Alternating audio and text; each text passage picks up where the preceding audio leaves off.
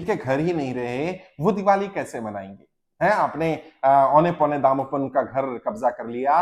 कई लोग ऐसे हैं जिनके परिवार का कमाने वाला नहीं रहा, बच्चों के सर से पिता का साया चला गया और आपने बच्चों के सर से छत भी छीन ली। क्या आपने एक बार भी सोचा ये दिवाली आने वाली है, ये लोग दिवाली कहां मनाएंगे? क्या प्रधानमंत्री जी आपने सोचा, वित्त मंत्री जी आपने सोचा, एक बार भी आपने उनका दर्द महसूस किया? ये लोग दिवाली कहां मनाने वाले हैं? जिनको आपने बेघर कर दिया, बेसहारा कर दिया, वो दिवाली कहां मनाएंगे? उनके बारे में सोचने की जरूरत है। और ऐसे लोग जिन्होंने मेहनत से अपना घर बनाया होता है, आपको पता भी है कि कितनी मेहनत से कोई व्यक्ति अपना घर बनाता है, कितनी जोड़ तोड़ करके कहां कहां से अपने बच्चों का पेट काट करके इंसान पैसे बचाता है ताकि मैं अपना घर बना लूं, मैं अपना फ्लैट बना लूं। और आप एक मिनट नहीं लगाते उसको ऑप्शन करने में। और 6 महीने में, साल भर में ऐसा तो नहीं है ना कि बैंक बंद हो जाएगी या बैंक को इमीडिएटली रिक्वायरमेंट है। आप 6 महीने का समय, साल भर का समय तो किसी को भी दे सकते हैं। और खासकर से वो लोग जिनका सरकार के पास फाइल गई है।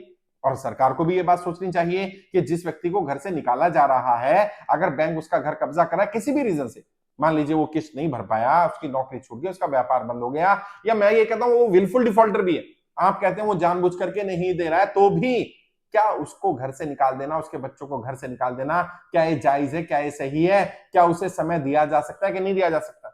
बड़े बड़े लोग तो, अभी विजय माल्या तो 9,000 करोड़ रुपए लेकर के भाग गया, अभी ललित मोदी तो भाग गया, और भी बहुत सारे, नीरव मोदी लेकर के पैसा भाग गया, मेहुल चौकसी लेकर के भाग गया, और ना जाने कितने लोग पैसा लेकर के भाग गए, हजारों करोड़ रुपए लेकर के भागे हुए हैं। वो तो आपसे रुके नहीं, ना उनका पासपोर्ट जब्त कर पाए, ना उनके जब फ्लाइट की टिकट कराई तब रोक पाए, ना उनके घर की प्रॉपर्टी को कब्जा कर पाए, आप उनके साथ कुछ नहीं कर पाए, और वो ऐश की जिंदगी जी रहे हैं। और यहाँ इंसान 10, 20, 50 लाख, 1 करोड़, 2 करोड़, 5 करोड़, 10 करोड़ का लोन ले लेता है, और अब आप उसका जीना हराम कर देते हैं। उसके बच्चों को, अगर व्यक्ति दुनिया में नहीं रहा, मैं समझता हूं उसका लोन का इंश्योरेंस होना चाहिए था, होता ही है। आरबीआई कहता है अगर इंश्योरेंस का बेनिफिट नहीं दे रहा तो इंश्योरेंस कंपनी पर जाइए, और अगर इंश्योरेंस नहीं करा तो बैंक की जिम्मेदारी बनती थी, कम से कम बच्चों के सर से छत तो ना छीनी जाए। अब मैं आपसे सवाल करता हूं, वो बच्चे कहां जाएं? वो बच्चे कहां जाकर के दिवाली मनाएंगे? अब दिवाली आ रही है, कैसे, क्या क्या बताएं उन बच्चों को? उनके सर पर छत क्यों नहीं है? उनके सर पर पिता का साया नहीं है, वो समझ में आती है, उनको बताया जा सकता है उनके सर पर छत क्यों नहीं है। उनके माता पिता ने ऐसा कौन सा गुना, कौन सा अपराध कर दिया? जब नौकरी नहीं रही, जब कमाने वाला नहीं रहा, जब व्यापार बंद हो गए, और सभी के बंद किए, और आपने ही तो बंद किए।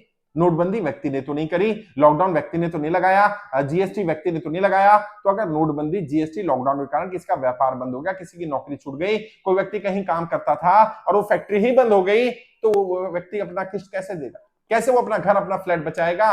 और क्या क्या ऐसे लोगों को दिवाली मनाने का अधिकार है कि नहीं है? ये लोग कहां जाकर के दिवाली मनाएंगे? ये किसके दरवाजे पर जाएंगे? क्या एक बार भी आपने सोचा? सोचना चाहिए। सरकारों को, बैंकों को ये बात सोचनी चाहिए कि जिनका हम घर कब्जा कर रहे हैं, कितनी मेहनत से उस व्यक्ति ने अपना घर बनाया होगा, कितनी मुश्किल से पैसे पैसे पाई पाई इकट्ठा करके व्यक्ति अपना घर बनाता है, और आप एक मिनट नहीं लगाते। और उससे पूछ तो लो भाई, कोई और विकल्प है आपके पास? कहां रहोगे? कमाई का साधन क्या होगा जब कमाने वाला नहीं है, कमाई का साधन नहीं है? वर्तमान में आप रोजगार नहीं दे पा रहे, रोजगार की हालत खराब है, महंगाई चरम सीमा पर है, व्यक्ति कैसे कैसे दिवाली मनाएगा?